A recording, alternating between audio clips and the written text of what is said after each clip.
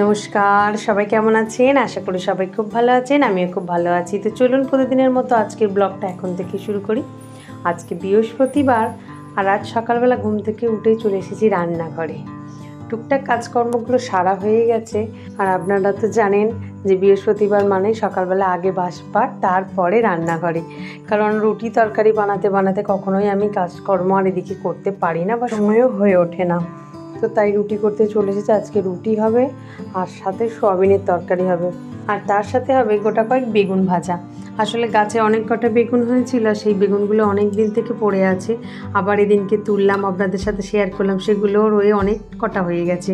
তাই জন্য ঠিক করলাম কটা বেগুন ভেজে নিই, রুটির সাথে খেতে দারুণ লাগবে। তাই সকালে টিফিনে মুড়ি না খেয়ে ভাবলাম সবাই দুটো করে রুটি দিয়ে বেগুন ভাজা খেয়ে নেব, আর তারপরে সয়াবিনের তরকারি তো আছেই। চলুন, আমার মোটামুটি এদিকে সয়াবিনটা ভেজানোও হয়ে গেছে আর রুটিটার আটাটাও মাখা হয়ে এসেছে। তবে আজকে আমার খুব ইচ্ছা ছিল জানেন যে একটু কুমড়োর তরকারি করব, কিন্তু সেই মঙ্গলবার রাতে একটু কুমড়োর তরকারি আর পরোটা বানিয়েছিলাম। সেই জন্য আরুর বাবা বললো আজকে আর কুমড়ো খাবো না। এমনিতেও উনি কুমড়ো খেতে খুব একটা পছন্দ করেন না, তবু জোর করেই ওনার জন্য করি। আমি আর আলুই খেতে খুব ভালোবাসি কুমড়োর তরকারি রুটি বা কুমড়োর তরকারি মুড়ি, বেশ গরম গরম বলে দারুণ লাগে। কিন্তু আলুর বাবা একদমই পছন্দ করে না, কিন্তু জোরজার করে এখন একটু খায়। আমাদের পাল্লায় পড়ে কি করবে বলুন? অনেকটাই সবজি খাওয়া আগের তুলনায় বেড়েছে। আগে তো একদমই সবজি খেতে চাইতো না, কোনো কিছুই না, শুধু সবজির মধ্যে ঢ্যাঁড়সটাই চিনত, তাও আবার গোটা গোটা চচ্চড়ি, মানে কেটে ফেটে না। তো এখন অনেকটা শিখেছে সবজি খাওয়া, নিজে থেকেই বলে এটা ওটা সেটা, বটবটি কড়াই কচু এগুলো নিজে থেকেই বলে। তো যাই হোক, ভালো হলেই ভালো। তো সয়াবিনের তরকারিটা এমনিতেই ওনার খুব প্রিয় একটা, এবার একটা আরোইরও প্রিয় খুব। তবে আমার খুব একটা ভালো লাগে না, কিন্তু আমিও খাই। আসলে আমরা তো মেয়ে, আমাদের মেয়ে বলবো না, আমরা বাড়ির বউ, আমাদের শেষ অবস্থা অবধি সব কিছুই খেতে হবে। কারণ যেটা বাদ ফুদ যাবে আর কি সংসারে, যে তরকারিটা ও খাবে না, যে তরকারিটুকুনি কারোর ভালো লাগছে না, পড়ে আছে, ফেলা যাবে, সেই সব জিনিসটা আমাদেরকেই খেতে হয় আর খেতে হবেও। আমরা যেন কিছুতেই মায়া ছাড়তে পারি না, ফেলে দেবো না, খেয়ে নিই, এটাই একটা ভাবি। কিন্তু এটাও আনতে হবে যে খেলে কষ্ট আর ফেললে নষ্ট। ফেললে নষ্ট হয়, ও খেয়ে কষ্ট পাওয়ার কি আছে বলুন তো আজকালকার দিনে? কিন্তু তাও আমরা সেটা না শুনে খেয়ে নেবো। খেয়ে নিয়ে অম্ল হয়েছে, গ্যাস হয়েছে, এই করে করে হাজারো বোতল জল খাবো, তাও ঠিক আছে, কিন্তু খেয়ে আমি নেবই, এরকম একটা ব্যাপার হয়ে গেছে। সত্যি কথা বলতে এই সকালে রুটি পরোটা না সন্ধ্যা অবধি একদমই আর খাওয়া যায় না, আর ভালোই লাগে না, যতই হটপটের মধ্যে থাকুক না কেন। তবে আজকে সন্ধ্যাবেলা ভাবছি আর ভাতে ভাত করবো না। বৃহস্পতিবার শনিবার তো প্রায় সময় ভাতে ভাতই হয়। আজকে ভাবছি একটু গরম গরম ডাল ভাত বানাবো। তবে আজকে আরোর কম্পিউটার ক্লাস আছে, এসে যে কখন করব আমি বুঝতেও পারছি না। আস্তে আস্তেই তো সন্ধ্যা, আবার আজকে বৃহস্পতিবার, সন্ধ্যাবেলা ফের একবার পাঁচালি করব। তো সেই সব করে ধূপ ধনা দিয়ে সময় কতটা পাবো আমি জানি না। তবে আজকে একটু ডাল ভাত করতেই হবে। আরোর বাবা কিন্তু আর ভাতে ভাত খাবে না, যদিও ভালোবাসে খেতে, তাও এতবার দিলে আর ভালো লাগে বলুন? তুই ঘন ঘন হয়ে যাচ্ছে। চলুন তাহলে এবারে টিফিন গোছানাও হয়ে গেছে, এবার আমি একটু বেগুন ভাজা দিয়ে রুটি টিফিনটা করে নিই। তারপরে একটু জামা কাপড়গুলো কয়েকদিন থেকে রয়েছে আর ওই বাবা, সেগুলো একটু কমফর্ট জলে দেবো। তারপরে একটু সানটানের দিকে যাব। তো উঠানে নামতে গিয়ে এত জোরে স্লিপ খেলাম, আমি আর দেরি না করে সঙ্গে সঙ্গে দোকান থেকে ব্লিচিং নিয়ে এসে এই শ্যাতলাগুলোর মধ্যে দিতে থাকলাম।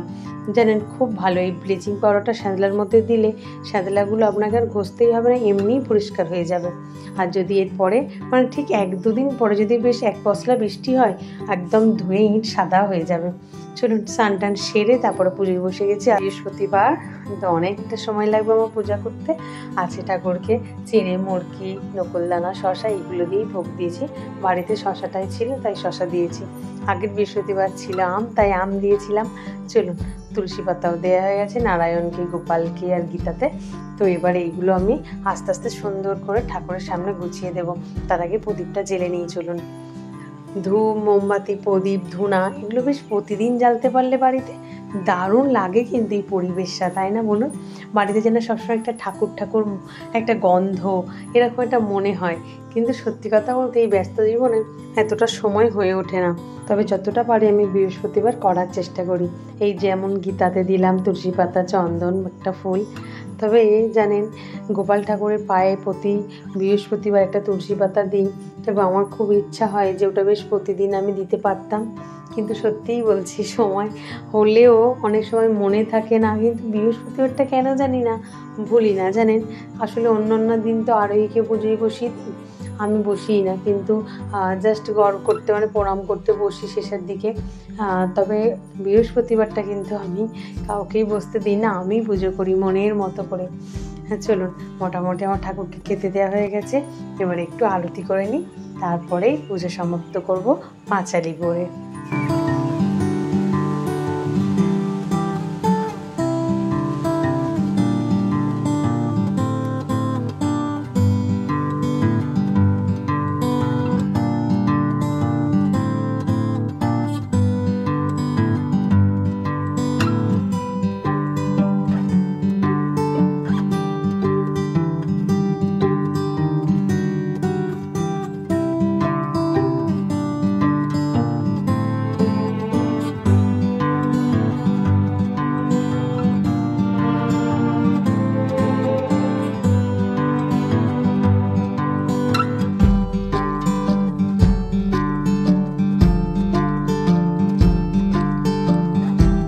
বিকালবেলা একটু ঘুমিয়ে পড়েছিলাম, তারপরেই হঠাৎ মনে পড়লো আরোহী স্কুল থেকে কম্পিউটার ক্লাসে চলে গেছে হয়তো এতক্ষণে। তো চলুন ওকে নিয়ে ফিরি আমি।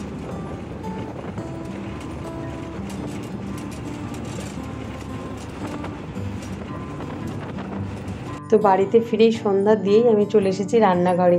আজকে যদিও প্যাকেটের কাজ নেই, মোটামুটি ওবেলাতেই যেটুকু ছিল আমি দুপুরবেলা বসে শেষ করে ফেলেছি। তো এখন আপাতত আলু ভাজতে দিয়েছিলাম, আলুটা ভাজা হয়ে গেছে। আর আজকে ভাতটা প্রেশার কুকারেই করেছি, একটু জল মাপ করে, জানেন যেভাবে বাসন্তী পোলাও করি ওই রকমভাবেই করেছি। 1 গ্লাস চাল আর 2 গ্লাস জল এইভাবেই দিয়ে প্রেশার কুকারে করে আমি দিয়েছি, যেন ফ্যান ঝাড়তে না হয়। আসলে ভাতের চালটা এতটাই ফুটকাচ্ছে, তবে ভালো, ভাতের চাল ফুট খেলে ভালো বলে। তবে কিন্তু রাত্রিরে আর অত সময় নেই আমার হাতে, এখন অনেকটা বাজে, এখন বাজে প্রায় 8টা।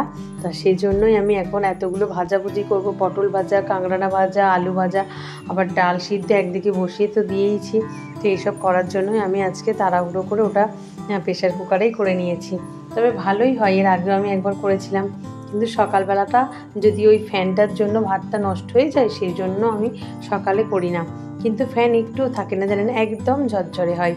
আপনাদেরকে একদিন দেখাবো কিভাবে আমি প্রেশার কুকারে করে ঝরঝরে ভাত বানাই। তবে আজকে আমার খুব ইচ্ছা ছিল আলুটা ঝুরি করে ভাজবো, মানে যেরকমভাবে আলু চিপস বানায়, কিন্তু এতটা সময় হাতে আর হলো না, কারণ ওই জিনিসটা করতে গেলে আলুটা ঝুরি করে অনেকটা সময় জলে ভিজিয়ে রাখতে হয় আলুটাকে। সেই জন্য এমনি আলু পোস্তই করে নিলাম, সময়ের হাতে কম বলে। তবে একদিন করবো জানেন, খুব ইচ্ছা হচ্ছে একটু আলুর ঝুরি খেতে, আর তার সাথে একটু মুগের ডাল খেতে। সবজি ডাল হলে দারুণ লাগে। তবে আজও কিন্তু গন্ধরাজ লেবু আছে, আর রাতে হলেও আমি গন্ধরাজ লেবু দিয়েই ভাতটা খাবো। চলুন, রান্না বান্না হয়ে এসেছে, এবার আমরা ভাত বাড়ি।